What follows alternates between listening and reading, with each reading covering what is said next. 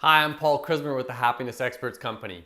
Now, by some accounts, more than 70% of people who leave their jobs do so because of their boss. Yeah, it really is that bad.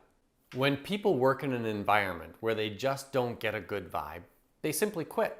This is especially true for millennials. Yet the science shows that creating a great workplace is really not all that difficult. In this short video, I'm going to let you know what all of us are yearning for from our bosses.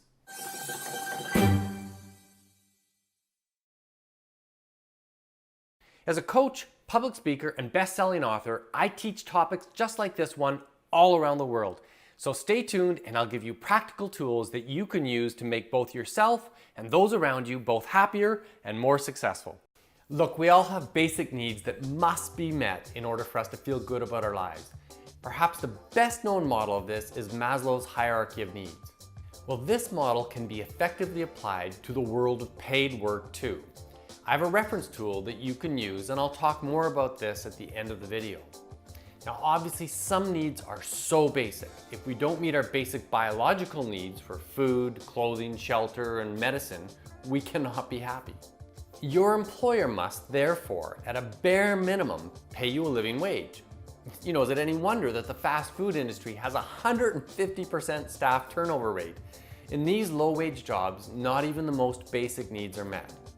At the next most basic level, we must have some assurance that we're safe. You know, tragically, a lot of my past work was focused on just this most fundamental of workplace rights. Your employer must create a physical environment, including equipment and work processes that ensure every worker gets home in one piece at the end of each and every workday. Sadly, this is too often not the case, but I'm sure you will agree that along with decent pay, we require that our work not kill or maim us. Here's where it starts to get interesting. At the next level up the hierarchy, we tribal humans must feel we belong in our community.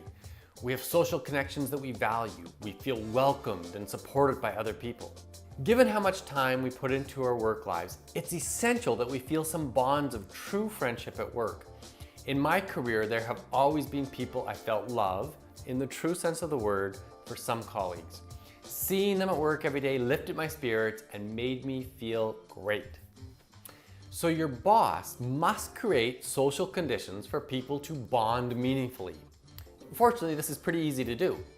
You make a good lunchroom, you create some informal meeting spaces where people can chat.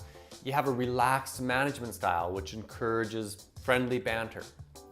Obviously, don't be overbearing and insist on minute-by-minute productivity. Create social events outside of work.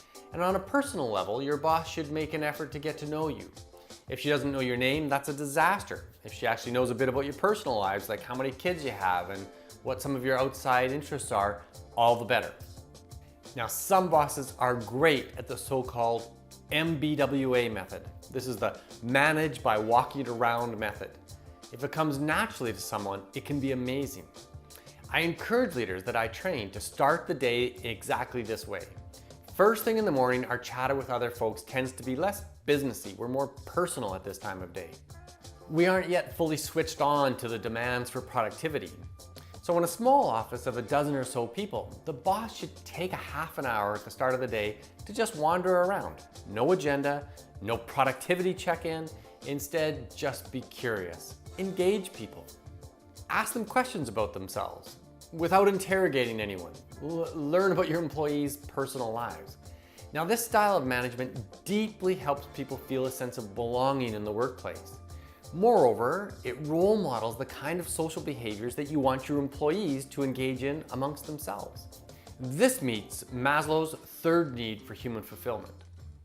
At the next level, we need to feel good about ourselves and the contribution we're making at work. Maslow calls this esteem. A boss, of course, cannot make this happen, but he or she can create conditions where high self-esteem at work is much more likely. This is often challenging for some bosses to figure out. They tend to make two kinds of mistakes. The worst one is indifference. You know, most of us have probably worked for someone who basically doesn't care. They don't really know what's going on in the workplace, who's doing what, and they don't set any standards for performance. They're just basically sitting back and letting the work unfold. This is the kind of guy that never acknowledges your work, basically ignores you and others. The manager who always has his door closed to his office may be an obvious example of this style of poor leadership. But it's also too common in the gregarious, self-absorbed leader. Helping people see their work as making a meaningful contribution is not about the big thank you following a completion of a project or the once a year staff appreciation event. It's not about carefully saying thank you after every transaction or every task done. None of these things are necessarily bad, but they aren't usually organic nor personally meaningful. So what we are talking about here is a specific kind of appreciation. I call it recognition. Recognition is a subtle art, and when done right, it has an authenticity to it that powerfully impacts the recipient. It's simply stating what is true, seeing what someone has done, and stating what you observed and what the impact of the work had. You might say to an administrative assistant, that summary of statistics you prepared was really well understood at this morning's meeting.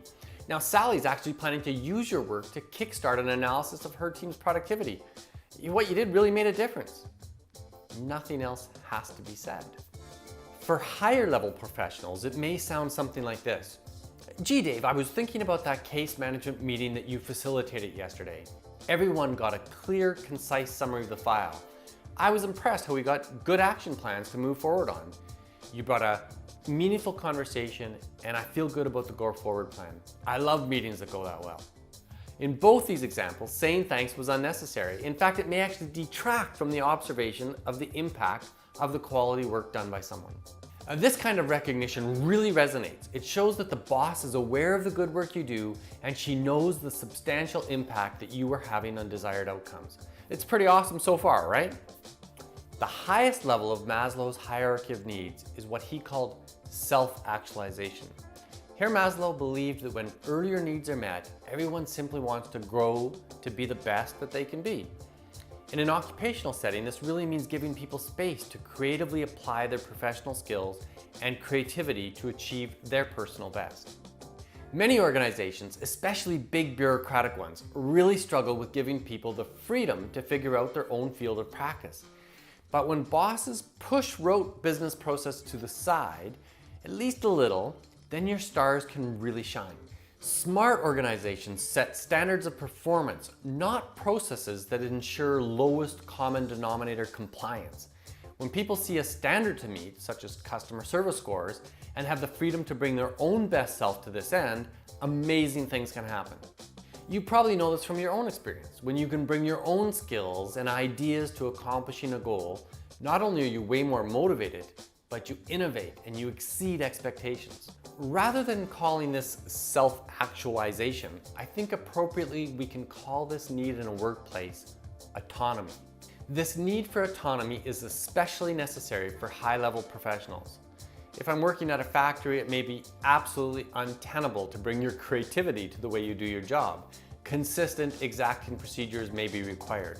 By contrast, if I'm a lawyer or an architect, then my work will definitely be its best when I'm given lots of leeway to find my own path to better outcomes. Beyond meeting basic needs for decent pay and workplace safety, organizational development scholars have long described the three psychological needs that workers need as belonging, appreciation, which I prefer to call recognition, and autonomy. Oddly, a new basic need has come to the fore now that millennials occupy a lot of the active workforce. These young professionals bring a particular outlook on life that completely changes the workforce from its essential character.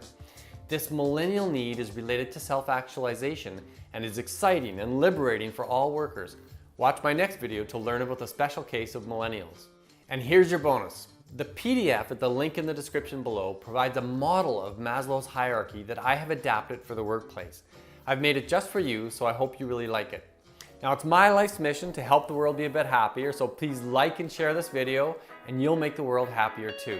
And if you like this kind of video content, please subscribe to my channel. Thanks very much for watching. We'll see you next time.